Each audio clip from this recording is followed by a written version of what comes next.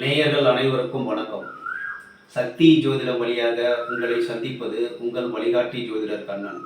கைரேகை கருத்துக்களை உங்களுக்கு புரியும்படி மிக எளிமையாக கற்றுக் கொடுத்து கொண்டு வருகிறோம்.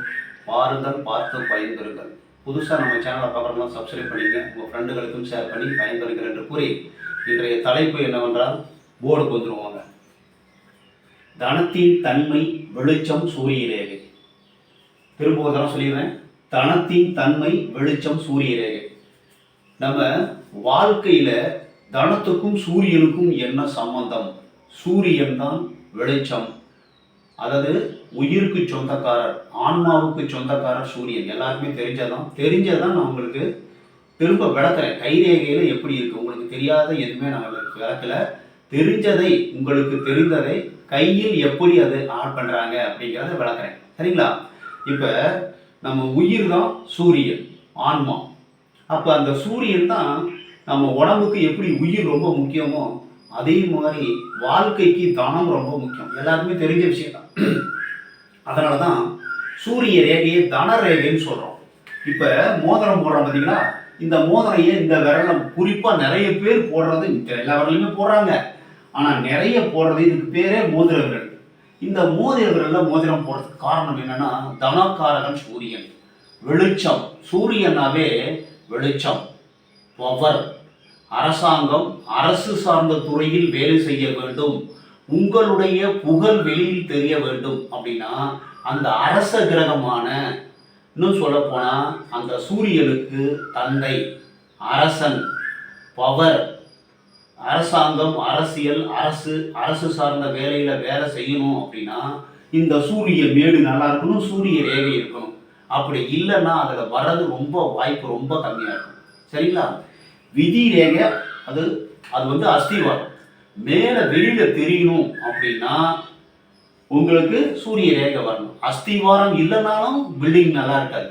பில்டிங்குடைய உச்ச கோபுரம், உச்சபட்ச தனம் வரணும், தனம் வெளியில தரணும், மக்களுக்கு தெரிய வேண்டும். உங்களுடைய செயல் மக்களுக்கு தெரியப்படுத்துவது சூரியன், சூரிய ரேகை.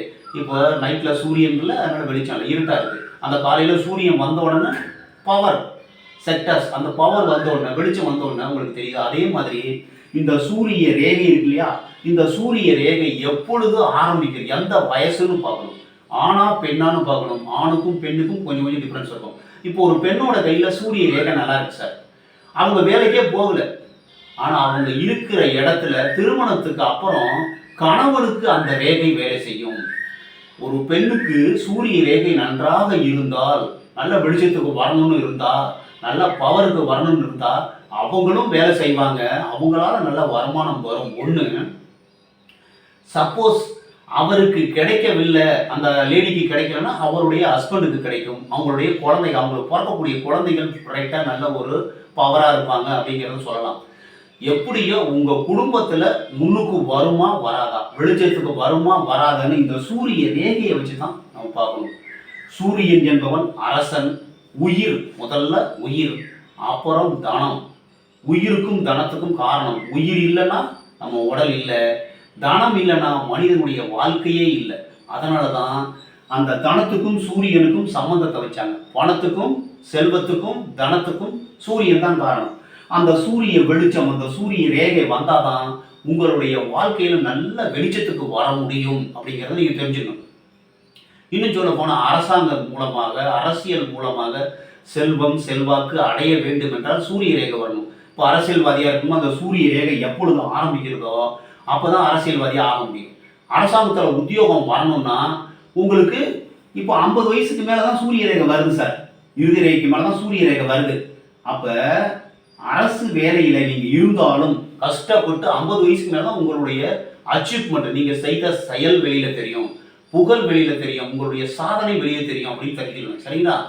இந்த சூரிய ரேகை கீழ இருந்தே இருக்குது. நான் இங்க இருந்து வருதுன்னு வச்சுங்க, சூரிய ரேகை இங்க இருந்து இருக்கு, கீழ இருந்து இருக்கு, கங்கணமேட்ல இருந்து சூரிய ரேகை இருக்கு. அவர்களுக்கு பிறப்பில் இருந்தே பேர், புகழ், செல்வம், செல்வாக்கு எல்லாம் இருக்கிறதுக்கு வாய்ப்பு இருக்கு. இந்த சூரியனுக்கும் தனத்துக்கும் சம்பந்தம், முக்கியமான சம்பந்தம் என்னன்னா, உயிர் எவ்வளவு முக்கியமோ அதே மாதிரி உங்களுக்கு தனம் இல்லைன்னா அந்த வாழ்க்கையில எதுவுமே கிடையாது. அதனாலதான் சூரியன் அரச கிரகம். வாழ்க்கையில கேபிட்டல் சிட்டி வெளிச்சம். அந்த வெளிச்சம், பவர் இதெல்லாம் வரணும்னா அந்த சூரிய ரேகை இருக்கணும். ஒரு சில பேருக்கு சூரிய ரேகை எந்த வயசுலேருந்து வருதோ புத்தி ரேகையிலேருந்து தான் வரும். அவங்களுடைய புத்தியை கொண்டு வாழ்க்கையில் முயற்சி பண்ணுவாங்க. புத்தி ரேகை நல்லா இருக்கும் சார். புத்தி ரேகையிலேருந்து ஒரு 30 வயசுக்கு மேலே 30 வயசு வரைக்கும் கஷ்டப்படுவாங்க. 30 வயசுக்கு மேலே நல்லா ஒரு டாப் பொசிஷனுக்கு வர்றதுக்கு வாய்ப்பு இருக்குது. ஒரு சில பேருக்கு விதி ரேகையிலிருந்து ஆரம்பிக்கும். விதி ரேகையிலிருந்து ஆரம்பிச்சு போகும். அப்படிங்கும்போது அவருடைய சுய முயற்சினால் வெளியே தெரியாத ஒரு சுய முயற்சியினால் வாழ்க்கையில் முன்னுக்கு வரதுக்கு வாய்ப்பு இருக்குது. ஆயுள் ரேகையிலிருந்து வருது சார். இப்போ ஆயுள் ரேகை இருக்கிற ஆயுள் ரேகையிலிருந்து விதி ரேகை போகுது, சூரிய மேட்டுக்கு போகுது. நல்ல சிறப்பான ஒரு நல்ல தன் முயற்சியினால் கவர்மெண்ட் ஜாப் உத்தியோகம், கவர்மெண்ட் ஜாப்பில் உயரிய பதவி இந்த மாதிரிலாம் கிடைக்கிறதுக்கு வாய்ப்பு இருக்குது. மக்கள் சந்திரன்லேருந்து போச்சுன்னா மக்கள் செல்வாக்கு மூலமாக வாழ்க்கையில் முன்னுக்கு வரதுக்கு வாய்ப்பு இருக்குது. வெளியில் தெரியும் சார். வெற்றி அடைய வேண்டும் என்றால் சூரிய ரேகை உங்கள் கையை பாருங்கள். சூரிய ரேகை எந்த வயசில் வருதோ அது வரைக்கும் கஷ்டப்படும் சார். அதுக்கப்புறம் தான் வெற்றி, புகழ், செல்வம், செல்வாக்கு.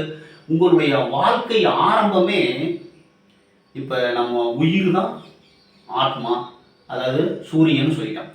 அந்த சூரிய ரேகை எப்பொழுது ஆரம்பிக்குதோ அப்போ தான் உங்களுடைய வாழ்க்கையே ஆரம்பிக்குது. அதுக்கு முன்னாடி நான் பிறந்துட்டேன் சார். பிறந்துட்டீங்கன்னா நீங்கள் கஷ்டப்பட்டுட்டு இருக்கணும். நல்லா புரிஞ்சுங்க. உங்கள் கையை பாருங்கள், செக் பண்ணுங்கள். ஈஸியாக புரிகிற மாதிரி தான் நான் சொல்கிறேன். சூரிய ரேகை எந்த வயசில் ஆரம்பிக்குதோ அப்போ தான் நீங்கள் வாழ ஆரம்பிக்கிறீங்க. அது வரைக்கும் உங்களுக்கு கஷ்டம் தொடரும். இருட்டில் இருந்தீங்க, அப்போ தான் வெளிச்சத்துக்கு வரீங்க. உங்களுடைய செயல், நீங்கள் நிறைய பெரிய பெரிய வேலையெல்லாம் செஞ்சுருப்பீங்க, பெரிய பெரிய அச்சீவ்மெண்ட்லாம் செஞ்சுருக்கலாம். அது வெளிச்சத்துக்கு வர வேண்டும் என்றால் சூரிய ரேகை எந்த வயதில் வருகிறதோ கீழிருந்து, அதாவது கங்கண ரேகையிலிருந்து இந்த இது வரைக்கும் 70 வயசுன்னு கணக்கு பண்ணும். அப்படி கணக்கு பண்ணி இந்த புத்தி ரேகை வரும்போது உங்களுக்கு இது வரைக்கும் 30, இது 30க்கு மேலே வராது. பாதி கையில் பாதி சூரிய ரேகை, புத்தி ரேகை பாதியை பிரிச்சிருது.